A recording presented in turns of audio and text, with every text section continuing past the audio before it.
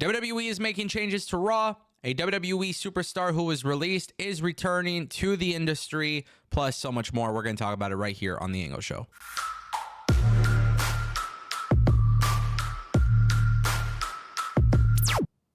Ladies and gentlemen, don't forget we do got a giveaway at 100,000 subscribers. I mean, literally at this point, why aren't you subscribed? If you like staying in touch with everything that's happening in wrestling, plus reviews and non-biased opinions, this channel is really for you.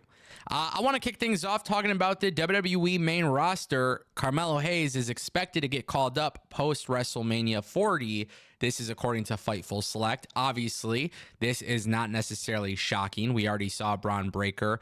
He's getting the sports science vignette on SmackDown. Grayson Waller, Solo Sikoa are also other members from NXT 2.0 who have already been called up. Now Carmelo Hayes, who has already seen a little bit of main roster taste, he's expected to go up there. And I think this is pretty obvious if you just watch the product in general. WWE has been doing something very unique. Now, if you are a longtime viewer of this channel, you might recall when I said, historically speaking, one of the big issues that WWE has historically is NXT crossover, right? So somebody moves up from NXT to the main roster, their character gets completely changed, everything about them gets changed, they're repackaged, and it's like all that momentum that they had in NXT just goes out the window. Under this new regime, that doesn't seem to be a concern. The Creed brothers and everybody that's come up that has once worked NXT 2.0 that is now in WWE's main roster, I mean, they are all relatively the same gimmick. Maybe the entrance music gets changed. Like, for example, the Creed brothers, they just had their theme song changed and their brand changed. But it kind of made a lot of sense, too, because their gimmick in NXT was a thing that's associated with, you know, Roderick Strong and Hideki Suzuki, which they're not even in the company anymore. Diamond Mine is gone. So you got to obviously kind of like keep that in mind. The brand is dead, but the Creed brothers are still the Creed brothers, Julius and Brutus. Braun Breaker is still Braun Breaker. And, you know, we're even seeing the same thing with, you know, Grayson Waller. He's the same old Grayson Waller. I have no concern for Carmelo Hayes. I think at Stand and Deliver, Carmelo Hayes putting over Trick Williams will be a very fascinating moment. I think that the whip that trick chance will be pretty iconic as well. I mean, ultimately, this is really cool. I think Carmelo Hayes going to the main roster is well deserved. And I think, you know, we should be having these conversations on YouTube and social media praising the next generation of talent, because we are seeing these people before they get big. And it looks like, it just looks like WWE has something special here. Let's keep it moving. Ladies and gentlemen, Leon Ruff, you might remember him, former WWE NXT North American champion. He is coming back to wrestling. So very interesting. He put out a tweet today. I've spent way too long away from wrestling and I miss it so much. Leon Ruffin is ready to step back in the ring. Tag your favorite promotions you want to see me wrestle in. And then, of course, it has the contact information for him if you guys want to book him. Check out his Twitter at LeonRuffin_. Now, it's interesting because a lot of people don't know this, but Leon Ruff was in WWE NXT. He was, you know, black and gold era. This is like when WWE, you know, when WWE started working with Gabe Sapolsky and Evolve, and, you know, like they started bringing a whole bunch of indie guys. Leon Ruff was there. And it was crazy, man. He defeated Johnny Gargano, technically speaking. He defeated Johnny Gargano to win the North American Championship. I mean, he was really there until I think like COVID 2021.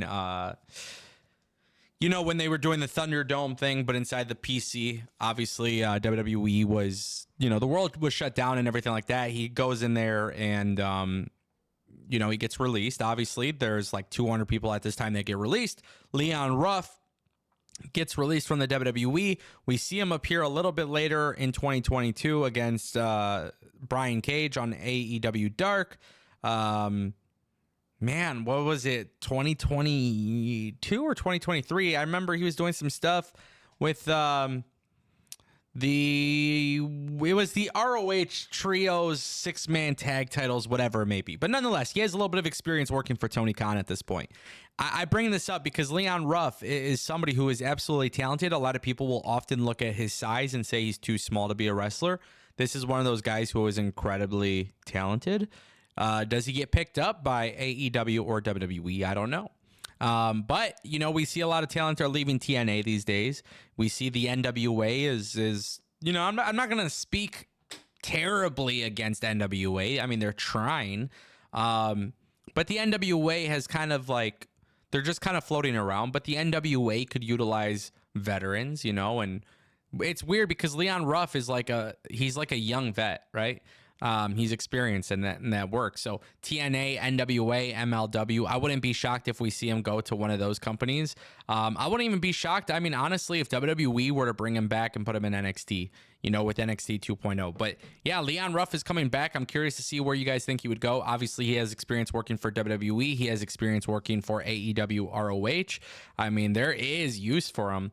The cool thing for him, man, is he's talented. So, you know, even if people are concerned about size, when you are that talented, usually it's there is a way, you know, around that. So we'll see what happens.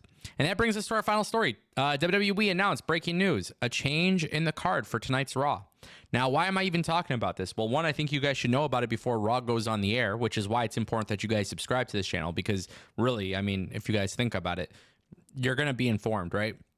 But also, I'm kind of concerned here. I'm not going to lie. We don't see this often, you know, card subject to change, but we don't see it often with the WWE Triple H new regime, where changes to the card are being made last minute. Now, earlier today, WWE announced that it was going to be Andrade versus Ivar.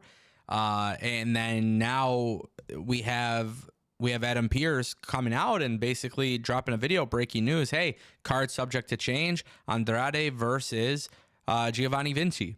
This is going to be a fun match if they let him wrestle, because both of these guys could absolutely wrestle. You know, I don't know. Did they change this match because Ivar is injured or not cleared or, you know, whatever? I don't know. This to me is slightly concerning, only for the simple fact that it looks like WWE is making a last minute change. And I don't know if it's because of creative plans. I don't know if it's because of like health, injury, stuff like that. But you got to factor in that if WWE is just changing their mind on creative, that is a pretty bad thing. You know, again, it doesn't happen often, so we can't criticize it too much, but it is something to pay attention to because you don't see this happening too often. Keep in mind, tonight's WWE Raw is sold out. It's going to have the biggest crowd in 5 years, over 15,000 people. Shout out to WWE, man. They are absolutely killing it. I mean, like, these guys, they're putting on so much good stuff that, like, I'm curious to see how they go about tonight's episode, and then obviously we will be live to review it. So if you guys aren't subscribed, don't forget, we got that giveaway. We do live streams on here, reviews, talks, chats with the crew. You guys are the best, and I will see you guys next time. Peace.